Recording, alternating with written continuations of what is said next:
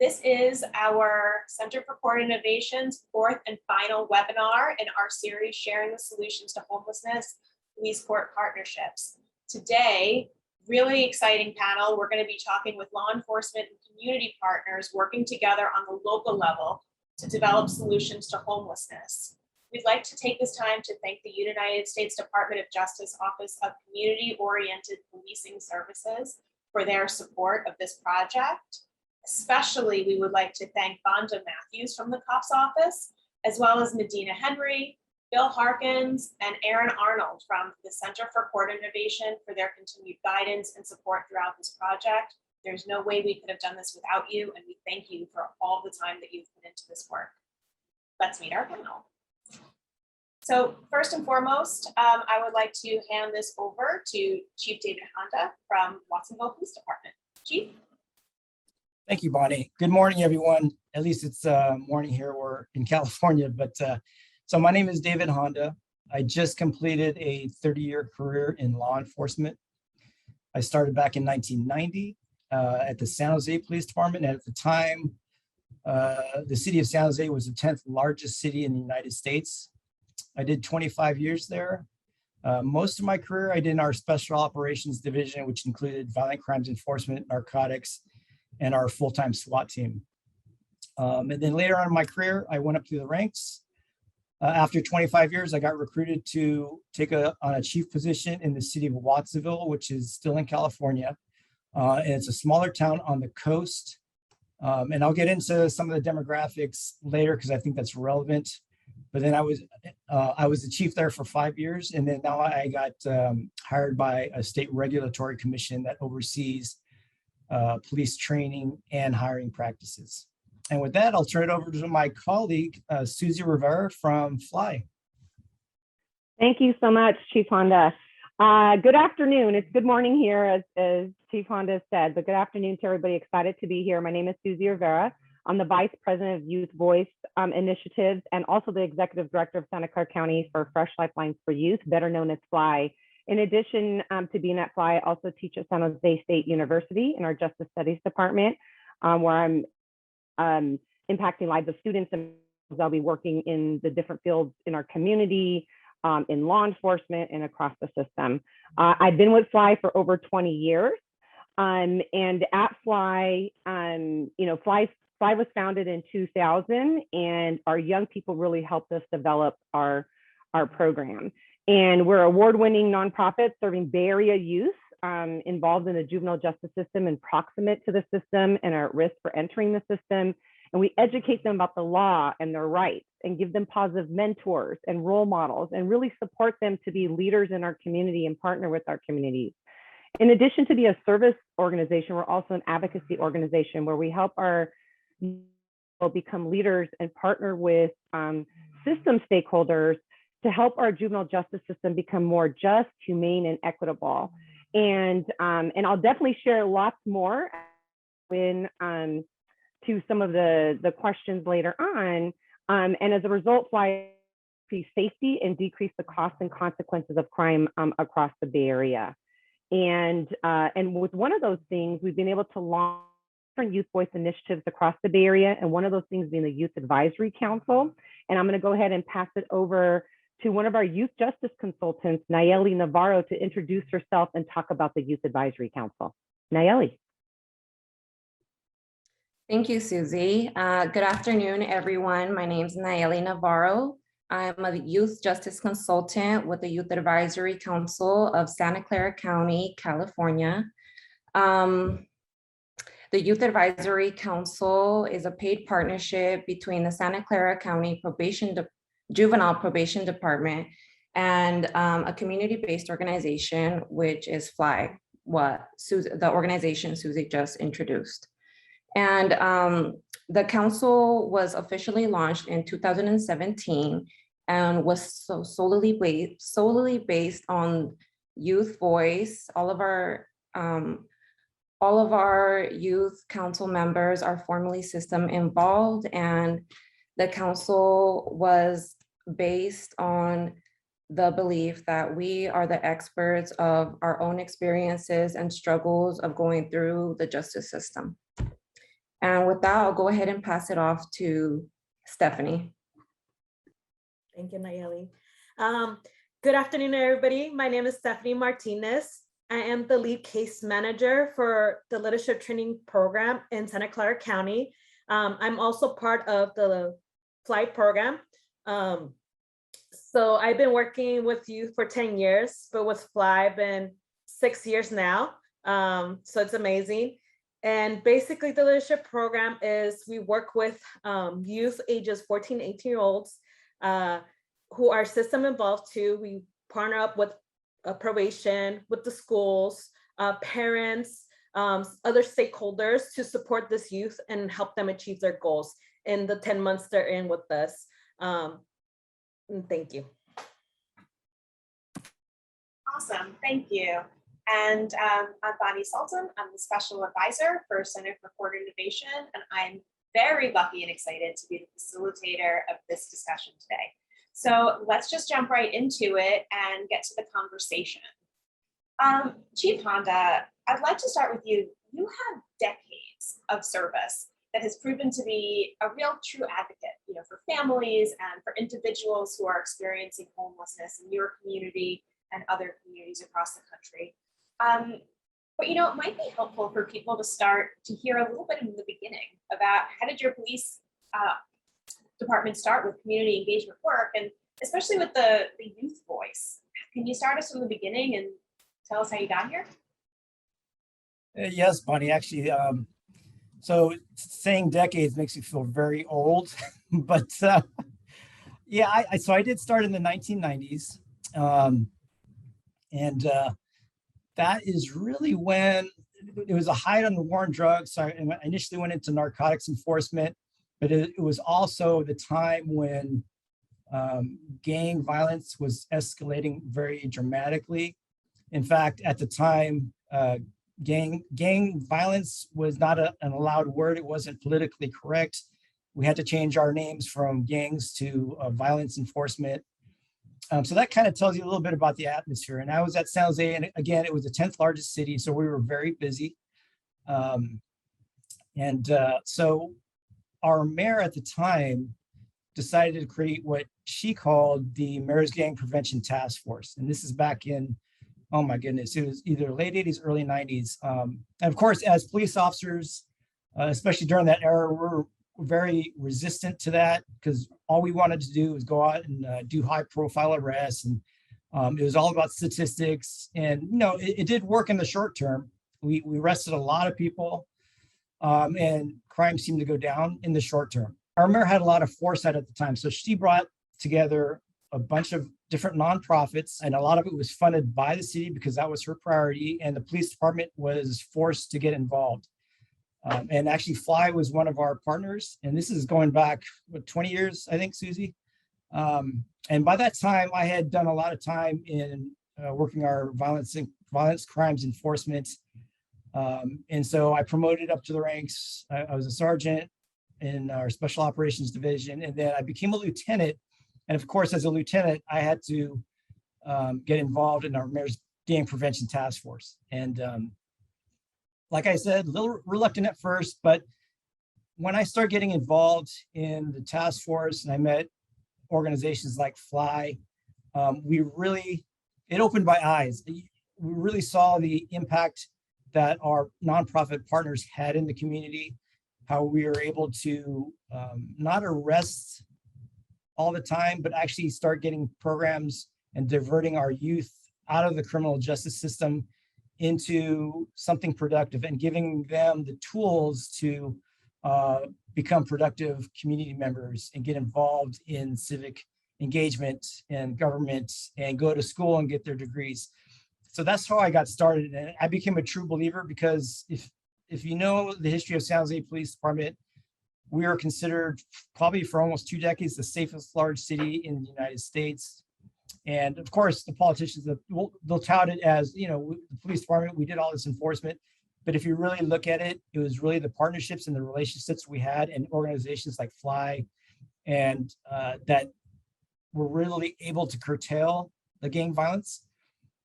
So fast forward to becoming a chief in the city of Watsonville. Going to Watsonville our priority really was about youth violence and keeping our kids out of the justice system, giving them opportunities to become leaders in the community that our system didn't really have. And that also is the basis of another program that we started that I'll talk about again. It has to do with homelessness, and how to engage with our homeless population, our unhoused population, those that are suffering from drug addiction and mental health issues. Thank you. That's really helpful. And I appreciate all of the history. I know you don't like it when I say decades of, I'm just kidding, that's fine. but I think what the audience has heard is there's really a wealth of time and dedication that you've put into this. And it really does show, and I appreciate it. So, as you were talking, I was really thinking more and more about the community organizations and partnerships that you were talking about, and really how you rely on one another. And so that, of course, makes me think about Stephanie, right, and her work and what she does there. And so Stephanie, it almost sounded like he was just talking about you, knowing you and what you do. Can you share with the audience what you do and why you came into this work and how you go about this work? Just hearing how much officers rely and invest in community partners, I want to make sure that we go right to you and we hear what that is. Yeah, definitely. Thank you, Bonnie. Yeah, so I mentioned a little bit, the leadership program, we work with youth, 14 to 18-year-olds, to achieve their goals, mostly system involved in probation, and during our program, they might get a case, but that's, our goal is not for them not to get a case, but things happen. But yeah, I've been working for 10 years with youth. I just realized right now it's a lot. But yeah, a lot of my life experience affected where I'm at right now, working with youth. So I've been born and raised in San Jose, California. So since I could remember, since I was little, my parents were struggling a lot to finding a housing. So we used to rent a lot of rooms, and we didn't stay that long. Usually they complain because they have children, or we couldn't find another place. They're like, oh, you have kids? Never mind. Two? Yeah, that's too much. And I was like, okay. So my parents were struggling. And I remember one time, around I was 5th grade, we couldn't find a place to live. So my dad said, like, hey, bad news. We had to sleep in a van behind my job. So we were there for almost a year. So we had food, thankfully. My parents had the job. But it was a struggle as, a 5th grader. My brother was younger, 2 years younger than I was, taking showers in winter with a water hose. I hated showers. So I struggled with hygiene issues. I was hungry. I go to school for breakfast, lunch, and that was like, extra food in my system. So that was me as a child. And then as a teen, 2008 hit crisis. My parents lost their first house because it was, super expensive. It affected a lot of people. So we were back in the streets, trying to find somewhere to stay, sleep in our cars. Luckily, we had one family member here in California, and we stayed there for a little bit. And finally, we were stable again. And then we were living in a ranch with other 8 families. The owner was, renting the space for us, and everything was fine, And this time, I was an adult. I was going to San Jose State. This was my 3rd year in San Jose State. Last semester for my 3rd year, when I got the phone call from my dad, guess what? Sheriff Department's here to kick us out. And I asked him why. He's like, I guess the owner lost the ranch and he left without telling us. And I was like, what? So this is me. I was walking towards my final to turn in, and I couldn't handle it. I pulled my professor out. I broke down crying. I told them, I apologize. Like, no, don't worry. Go deal with that. Take your final. You have an extra week to complete it. I was like, okay. So I was shaking. I was like, okay, what's going on? I have work. Full-time student, 2 jobs. I was working nonstop. So we don't have to be homeless again. So when I get there, this is the time I was working for the city of San Jose too. So I was controlling myself, like, okay, I'm representing still city of San Jose in my shirt. I had to be professional at the same time and control my emotions. So when I got there, I asked the sheriff, like, what's going on? Do you have a eviction notice? He's like, we put it at the house. but we didn't know there was family living here. I was like, yeah, there's 8 family members living here. He's like, can we take our stuff? He's like, no, you can't. I was like, what do you mean? It's our property. He's like, we're not sure if it's your property. You have to talk to this lady out here. You have to make an appointment with her. He's like, what do you mean? I was like, don't we have rights? And then he didn't know how to answer me. And I was like bombarding him with question after question. And he's like, go talk to her. And when I turned, he booked it. Like he walked away from me. And I was like, okay. I was like, all right, let me go talk to this woman. I talked to her and she was like, sorry, I'm just here to make appointments, but you're not allowed to take anything. You have to leave now. And I asked her, and I advocate for the other family because they were not English speaking. I was like, what they're gonna do is like, well, I don't know. I was like, they have to leave right now. They cannot take anything. They cannot even walk inside the property to get their clothes, paperwork, if they have money. And I got super upset. I'm like, they have little kids. They're like 6-year-olds, newborns. I was like, what they're gonna do? And she's like, well, I don't know. I'm just here as the middle person. I can't really do much. You just make your appointment. And I was like, I felt so frustrated. I felt bad for the other family members. I even talked to them, like trying to help them out. Like, hey, do you guys know where you're gonna stay? We're like, we're just gonna rent a hotel. And hotels are very expensive. And sometimes they're not safe, the most cheapest ones, because they're really in hotspot areas. So yeah, that was my adulthood. I slept in my small 2-door Mustang, tried to sleep in the library. Luckily I had a gym membership, so I was able to take a shower there. And still go on by my day by day, but it was a struggle. But luckily we found another family member who helped us during that tough time.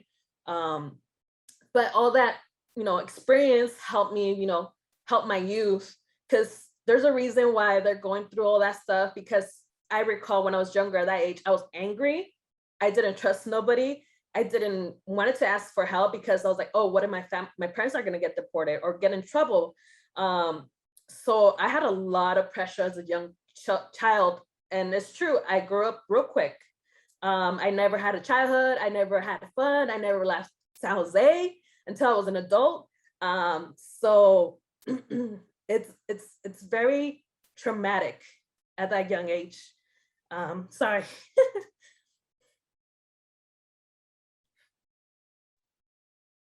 You take your time. I think that that's, definitely the important part of making sure that we understand everyone's experience in this work. And, there's that old adage that the personal is political. And so we appreciate you sharing all of this. I think it's that personal touch that makes it even more powerful. And so it's never anything to apologize about. Thank you. Yeah, so all this experience has helped me. Like, a lot of our youth been going through a lot of stuff. And I'm like, I want to be somewhere to support them. Like, hey, I totally get you. Hey, I get it why you're doing this. Hey, I want something positive for my parents in the long run. Like, I don't want to be in the system because I know it affects a lot of our, minority people. So I definitely knew I was going to be stuck in the system. So I pushed myself, I pushed everything. And I support my youth no matter what. And I was like, hey, I'm not here to judge you. I'm here to support you no matter what. Give you options and support you in any way. So a lot of my youth in Fly knows this. Even my youth from my past years still contact me, and it's amazing to see them grow and achieve in their life. They're like, hey, Steph, thank you. You were my, my mother figure. You're my older sister figure, because a lot of parents, got deported during a certain period of time, or, the parents were not fully there. So yeah, so definitely my job, my role, I love it. I support them. This is why for 10 years working with youth, and I enjoy it. But yeah, my homeless history has helped me help with other youth who've been struggling with homeless too. And I try my best to find resources now that I'm an adult and I have extra support to find those resources. But yeah, this is my experience. This is why I do this work and how it affects, how I bring my heart and hard work to my youth. But thank you, Bonnie. Thank you. I mean, and we're, again, as I said at the beginning of our intros, this is really an exceptional panel with really powerful stories and people to it. And you are certainly one of those individuals. And if you see in our chat box, you're getting support from across the country, thanking you for sharing your story, being a part of this work.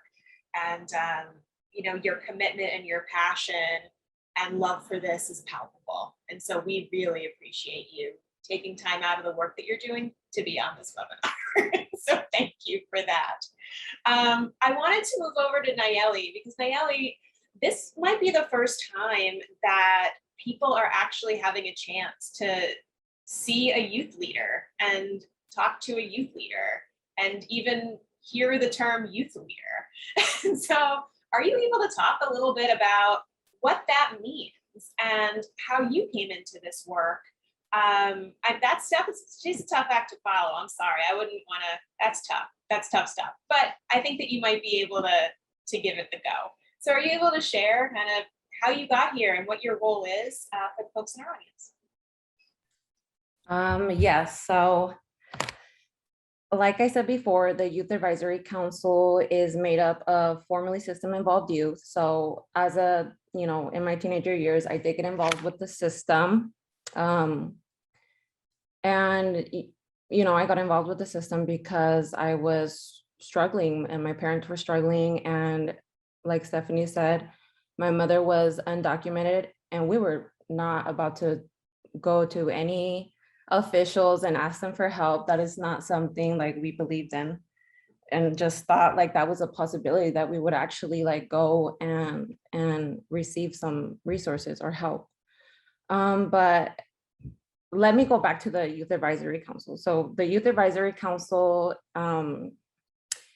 really has given us a unique opportunity to bring our own lived experiences going through the system and bring our voices to the table and this is all to create better outcomes for youth who are currently in the system and that are going through the system and needing resources.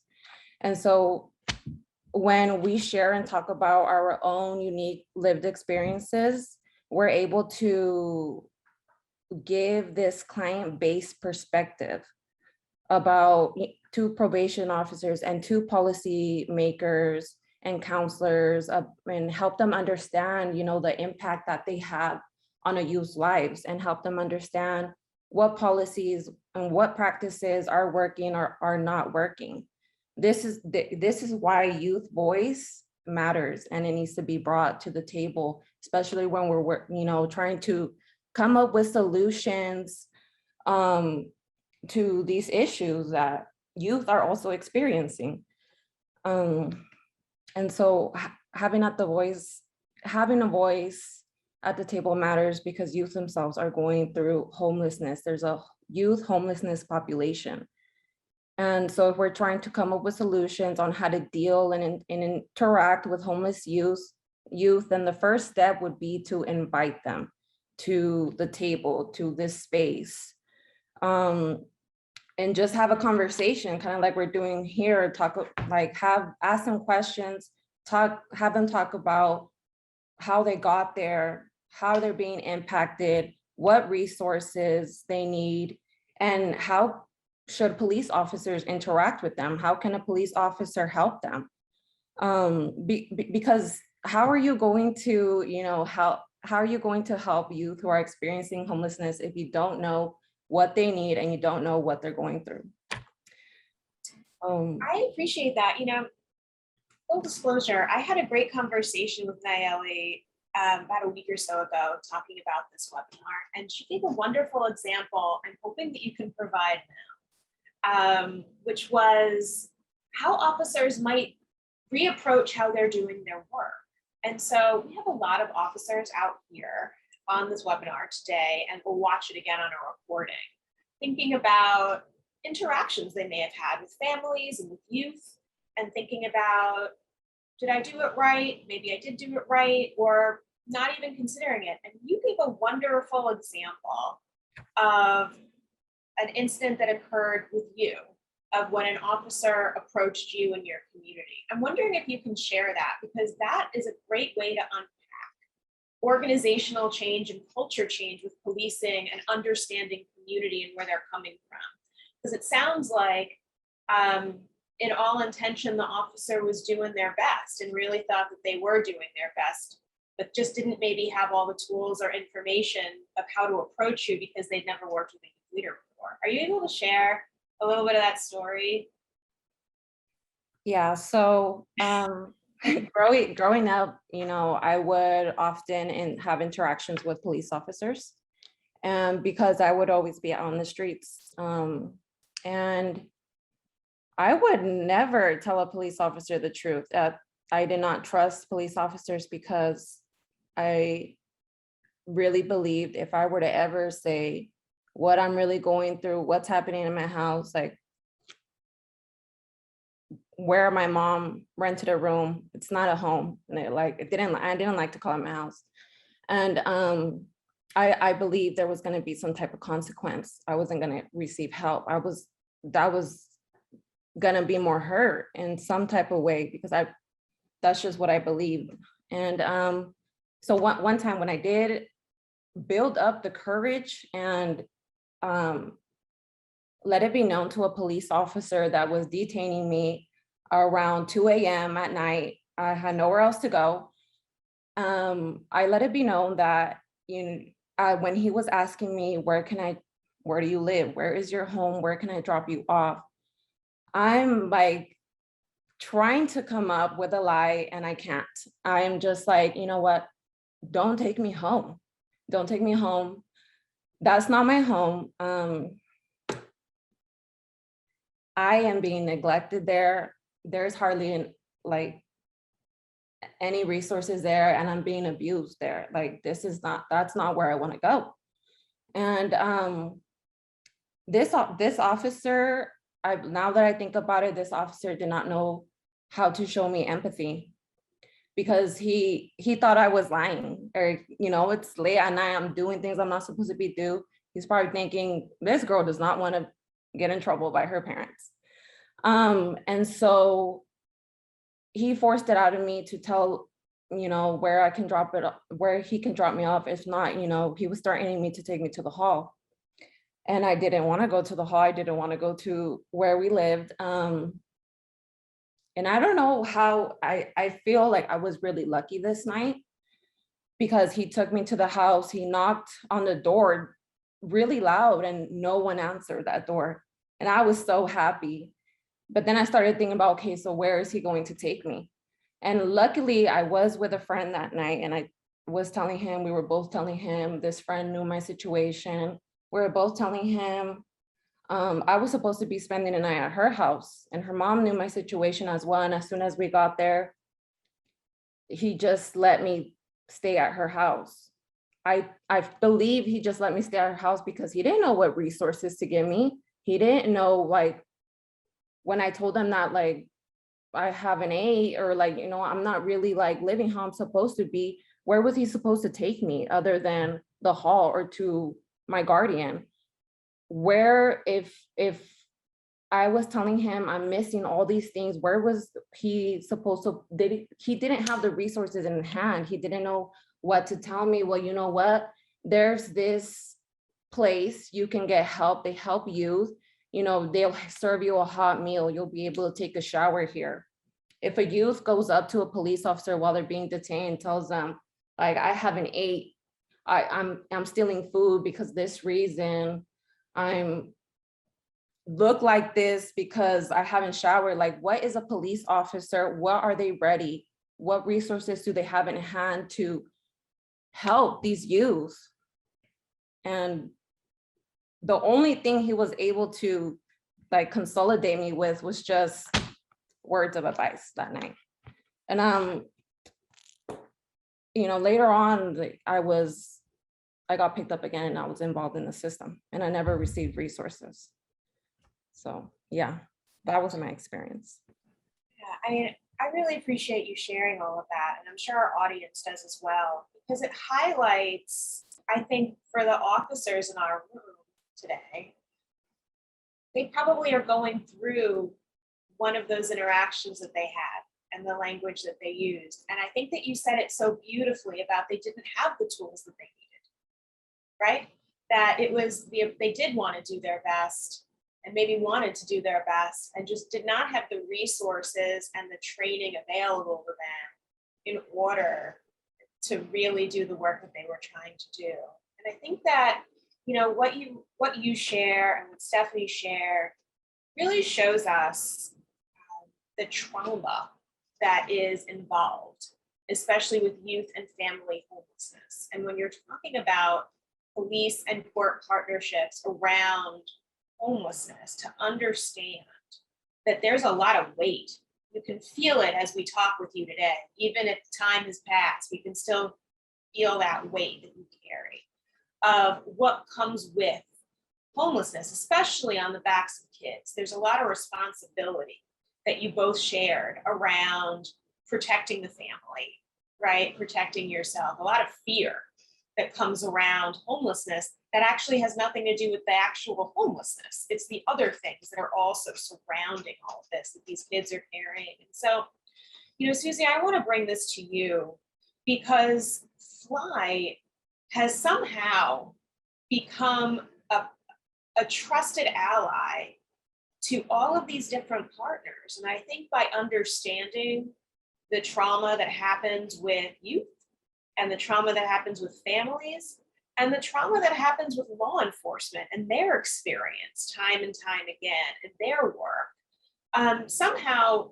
you and your colleagues at Fly have become that shared space, that common ground where people can feel safe to come together to have conversations like this today, mind you, on a national webinar. Very powerful that you were able to create this space for us today. And so can you talk about how you've done that? How are you able in your role and within your organization to do this today? It's quite powerful and moving, and I would love everyone to be able to hear. Thank you, Bonnie. I think my hardest part is how do I condense that in a couple of minutes, right? Is, you know, lots of work. And as I told everyone, you know, a little bit about Fly, and Fly was founded in Voices of Young People. And all of our intervention strategies have been designed and vetted by our young people. And this is why our service that we offer in our community works. And a lot has been talked about, and Bonnie's talking about being a trusted partner, also working with other community-based organizations and resources. We only don't just serve youth who are experiencing homelessness. We're serving youth that are proximate to the juvenile justice system, all the way from middle school age throughout transitional age young people, right, into young adulthood. And we've been at the table talking to our partners, our probation partners, our police partners, our community-based organizations, to really make sure that we create a system of care, of resources we can lean on, you know what I mean, as youth are going through these traumatic periods of their life, as well as the intervention strategies we provide. And at the same time, being an advocacy organization, what we've done is sit at these tables and also build relationships. You know, I remember when Chief Honda and I met, right, when he was a captain, and we really sat there and we had a discussion of in the area that he was overseeing, you know, how can we partner? You know, how does, you know, SJPD know Fly more and Fly know SJPD, and how do we serve our young people to ensure that we're being not just trauma informed, but responsive to their needs, and help them move on to a healing journey and repair those relationships and those trust relationships, right? And it takes a lot of time and energy, right? And being able to be in those spaces. And the one thing that I could say that worked is not just taking the time to build the relationships and, you know, with our community partners and our system partners, but also the youth. And then how do I be that bridge builder, right? So since I have the trust of our young people and have access to their voices, and at the same time I have access to decision makers and folks who are in law enforcement, folks who are making policy changes, but also impacting our young people when they're entering the system, whether it's by arrest or through incarceration or supervision. How am I accessing that and bringing people together to have a conversation? And that's what, you know, I've had a privilege of doing, using my positional privilege, so to speak, being the trusted ally in the mix, you know, across all parties, and bringing everyone together to really come up with, how can we come up with sustainable solutions that really impact our youth and our community, and also help practices across law enforcement and in practices across the community, and at the same time that ultimately lead to a safer community for all, right? Regardless of how, regardless of what the philosophies are of getting there, finding that common ground. And one of those is that each and every one of us want a safe community and feel safe. Nallely talked about it, Stephanie talked about it, Dave talked about it. And the way we get there may be different, but if we come together, we can find solutions that are sustainable and that make sense and that are not harmful for our youth as we do the work. You make it sound so easy. So thank you for that. Thank you for that. Now here's a little bit of a trick. So that's not so easy. So you and I have spoken a little bit about, the group has spoken about having a chance to really understand where your partner is coming from. And a lot of this work has to do with what people like to talk about, cultural competency. And what I really appreciate about you and your role is that you push that further down the line, that like cultural competency isn't where it's at. It's about what? And so I would love for you to talk about that, Susie, because it really does kind of shake into what you were talking about trust building and pushing the line and really changing the paradigm a little bit about where we're at. So can you talk about how it's not about cultural competency, it's about something else? Yeah, sure. And I think it's about really establishing, that trust and understanding. And, cultural competency is a starting point. It's an understanding and knowledge and awareness of what's happening. What really needs to be happening is cultural responsiveness. Like in my role, what am I doing to be responsive to these needs? And I would also say for everyone that's here in the webinar, in your role, how are you being responsive to what you are aware of, in that situation? It's not enough to know like, okay, this youth is dealing with homelessness, or this youth is dealing with the English barrier, language barrier and doesn't know English. This youth is dealing with X, Y, and Z. It's about, okay, I'm aware of that. And in my role, how am I going to be responsive to these needs to be appropriate? That's actually going to not create more harm, but that's going to create partnerships. It's going to create safety. It's going to create community and also resources for. I'm always going to say young people because I'm always focusing on young people. And I think the older I get, I think everyone becomes younger, but it's, it is what it is. But, how are we being responsive, to those needs? And a lot of times, many of the stakeholders I have may not have the answer to those questions. Like, okay, well, we need a training and retraining. Yes, those are all great.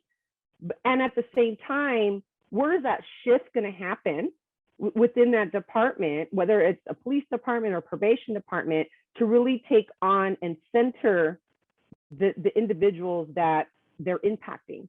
And how are those voices at the table, and what practices at all levels, it could be at, a police officer level that's responding to like a Nallely situation, in the community, on the streets, and it could be all the way up to the administrator's level. What are those responsive needs happening across the board to ensure that we're creating a community of healing and safety? And so yeah, and I have a lot more to say, but hopefully that answered your question on that, Bonnie. It's a great start for it. I mean, again, like you just make it all sound so easy. I'm sure everyone in the audience is like, how does that, what is in the water in San Jose? So I think that also what you were talking about a little bit has to deal with partnerships and trust. And so I think that we can all fairly say that in the past, certainly few years in this country, but definitely for the history of this country, there has been at sometimes lower level conversations, and now certainly higher level conversations around police and community trust and partnership and legitimacy. I think that this is something that's certainly coming through more and more as we're talking about. We've certainly talked about it within this project. We're getting some questions in our Q&A around this as well. And so, Nallely, I want to bring it to you first, if I could, around how is that type of partnership built? How do you do that work? What's the first step? Because again, Susie makes it sound really easy, and we all know it's not. And we know that, we can see this partnership happening, and sometimes it doesn't really, sometimes it can start bumpy, or it doesn't have anything at all in the beginning. And so how do you start that work, especially from where you sit? How do you do that? Yeah, so I really believe that, let's say like police in my community, our police department wanted to partner with us.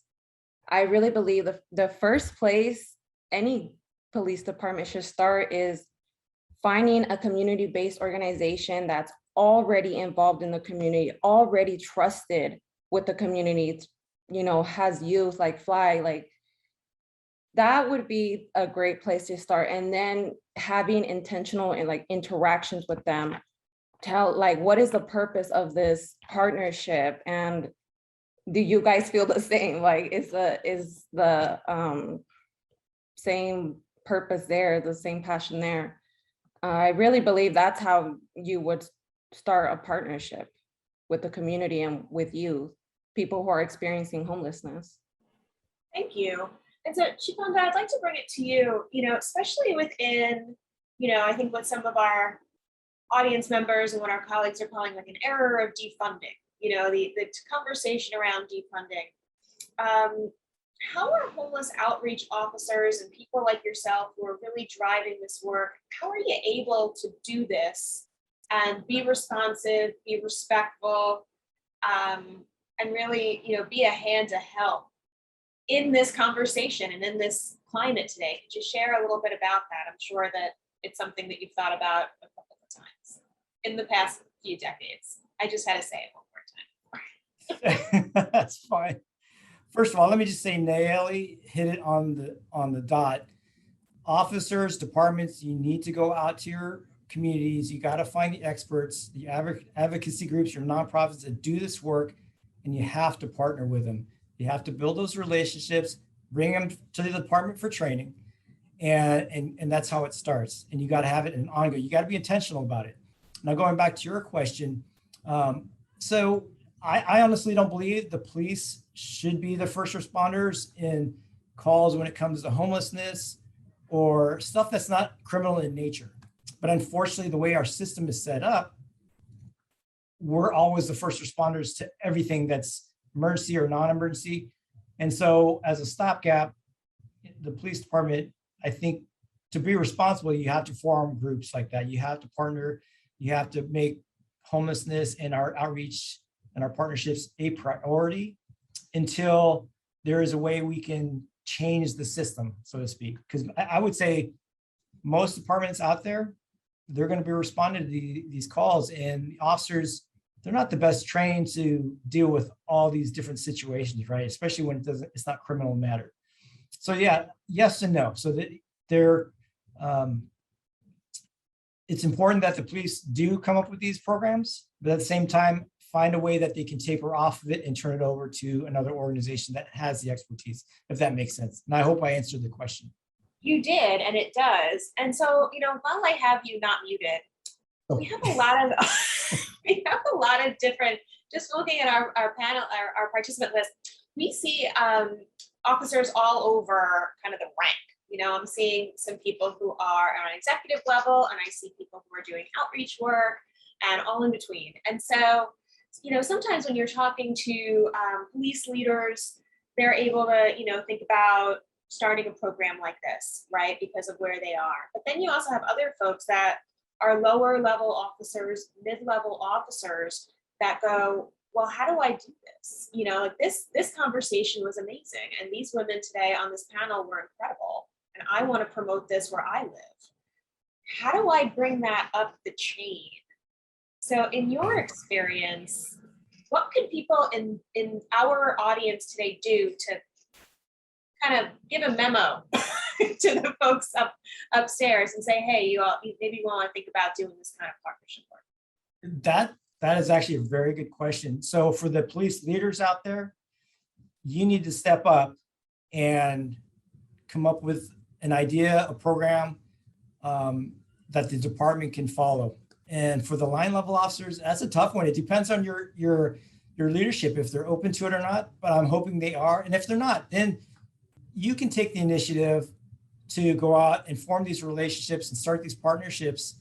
And then when you start doing that, create some allies within your department, maybe your first line supervisor, or if you're a supervisor, get a group together and respectfully bring it up the chain of command saying, hey, this is a program, it works in different cities. Here's some references. I've already partnered with some people that I know on my beat or in my area, and they're willing to talk. And then that's the way I would approach it. And I think that'll work, because I can't imagine that if you're a chief or a sheriff, and especially in this climate, that you wouldn't be opening to hearing new ideas as far as partnerships with the community and relationships.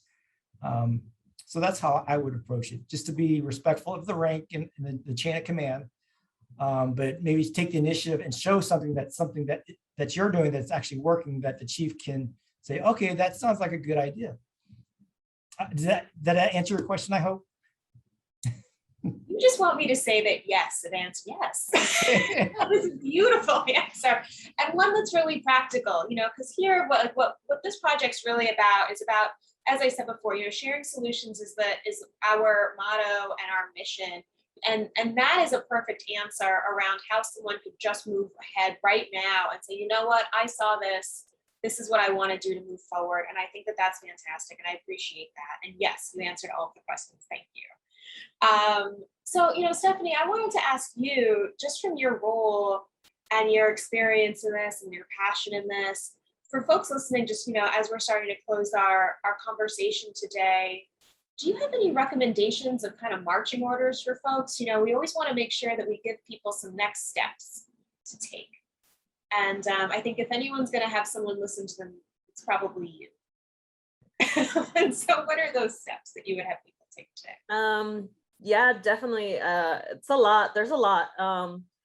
But I'll start like one basic one. I know we have a lot of law enforcement here. Just to be more aware is when you get a call related to homelessness out there, just be mindful that that's their house now. I understand that, you work for the city, you're out in the streets, and I understand your struggles too. Like, I'm aware of everybody's, their job description, the trauma and that too, that comes with it. But yeah, when you approach somebody, be mindful. Like I had a youth who was homeless with a family living in Manaview, and those are rural trailer homes. And I was like, hey, I'm here to support you guys. I'm not reporting you. I totally understand that. This is not CPS, mandate reporter. I'm not calling the officers. You're not neglecting your children. So I let them aware. And also I offer food. I was like, hey, are you hungry? What's more comfortable for you? Do you want me to meet you at your trailer home or somewhere else? And the mom was like, wow, thank you for that. Like, nobody has ever asked me that. Nobody respects, our space. They assume stuff, they come barging with authority. They're not empathetic. They're not understanding. So offer, support, offer resources like Nallely and Chief said, like, bring resources. If you're going to a call that's related to homelessness or stuff like that, like, hey, there's this place down the street, they offer showers or, food, or you yourself, like, I know it's not in your, your work requirements, but, humanity, end of the day, we're humans. It's not our decision to be homelessness, things happen in the society. But yeah, just be more aware, more empathetic, more, treat them more as like, that could be your, family member end of the day, or, so just be mindful of that. But yeah, I think the next step is offering resources, building that, that trust with other communities. Because I know like the defunding police officer, for me, I get it where they're coming from, but also it's not a good thing. I feel like we need to build that rapport, that relationship back with the police officer, build that trust, because all my life, I don't trust police officers because the experience I dealt with certain police officers. But I know there's some good ones out there who are more understanding and more, less strict and more stuff. So I totally get it. But yeah, resources, go research your, your community agencies, nonprofits, but have like a resource notebook around you, like flyers or stuff like that. Because I do that now. I go when I meet with other stakeholders, other organizations, I get their flyers. I know we have housing for youth if they become homelessness, if they want to get removed their tattoos. I collect those flyers and I'm like, hey, I pass it out. Or if I don't understand something, or I don't know a resource about something, I'll go find it. But those, have it in your handy, next to you, or phone numbers, pass it out. I think that'll be helpful. And then anybody else has any ideas? Well, what do you think, Nallely? What would you? That get tough to follow. I'm sorry that we do this to you. I'm sorry, but those are great recommendations. And so, what do you think? Yeah, I definitely believe building trust is up there. And I feel like the way to do that would just be having more interactions within the community, doing things like, I mean, you guys don't have, I don't know if you would get paid to do this. I don't really know, but I'm saying if I were to see a police officer at a food distribution, handing out food to people who come and obviously need it, that would change my perspective. I have never seen that, and I just thought about that, right? Because that's something we do at the Youth Advisory Council, to partner, to make partnerships with our community, and to say, hey, like, we're here, like, you can trust us because we're here to help. But yeah, so that would be a recommendation: building trust, making more just random appearances. I don't know. Something like that, because I feel like that's something I don't see enough in my community. I love that. And I think that that's something that we'll kind of build more on, because it sounds like you're saying be a member of the community. Right? It sounds like that's what you got. Just do the thing. And so, I want to close, if I could, for our last question for Susie that we're getting on our chat. And I also want to thank all of our audience members today for sharing all of their support for our speakers. And so we see it, we appreciate you, they appreciate you, we see you. And it just really, again, drives home why this work is so important, and how just a conversation like this on Zoom is powerful. And so to do it at your home community must be, epic. And so, Susie, I would like to have the last word with you, because, again, you're the person who brought this all together, and you're the person who developed these relationships over time to be a trusted voice, not just yourself, but your organization. That's tough stuff. And so knowing that you have had the chance to do this and have the expertise to do this, I'm wondering if people in our audience are thinking, well, I don't live in San Jose, and that's tricky. So how do I find her in Colorado? Like, where is Susie in Houston? Like, how do I find you?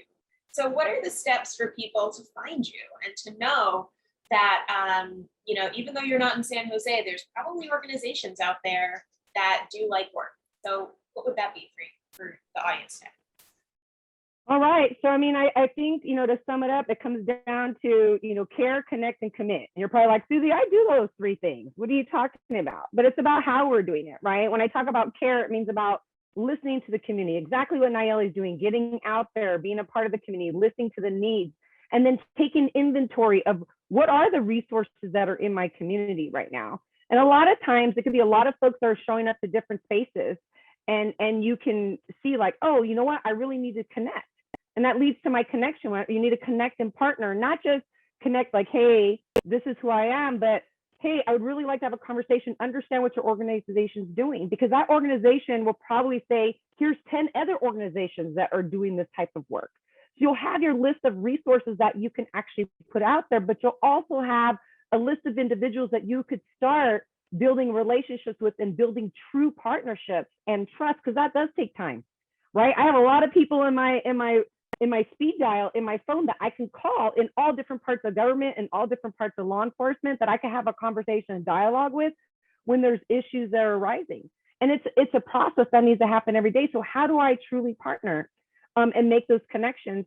And then in regards to commitment, really making that commitment, understand there are deep power dynamics at play, right? Whether it's talking to a young person on the street or even talking to a community-based organization, that true partnerships, that has to be a share in power, right? That needs to happen, and true collaboration in that. And so really inviting after building those relationships, inviting those CBOs to come do a training, to come do a discussion, to do a dialogue, to do focus groups, you know what I mean, with those that are experiencing homelessness and other issues in the community that could really help you. So the onus is not just on you. How do you partner and get that expertise? Because as Chief Honda was talking about, like, the police are first responders to everything. And I know in where we're at, as we serve across the Bay Area, that we're really looking at different ways of how CBOs could be responding to some of these needs, right, that are happening in our community. So I would really say, you know, taking that time to listen, connect, commit, so that you have that list of people that you can actually reach out to when you come across different Nallelys in our community who are amazing and brilliant and beautiful, but may not have the resources at that time. And also those that you can lean on. There's a gap here. I don't know what's happening. And there could be forums that you already have in your community you can invite people to. And if there's not, let's create one. We have a lot of individuals, I'm sure they're out there, that are doing the work that I'm doing and that everyone's doing here that's on the panel, that would love to have that connection to be able to come out.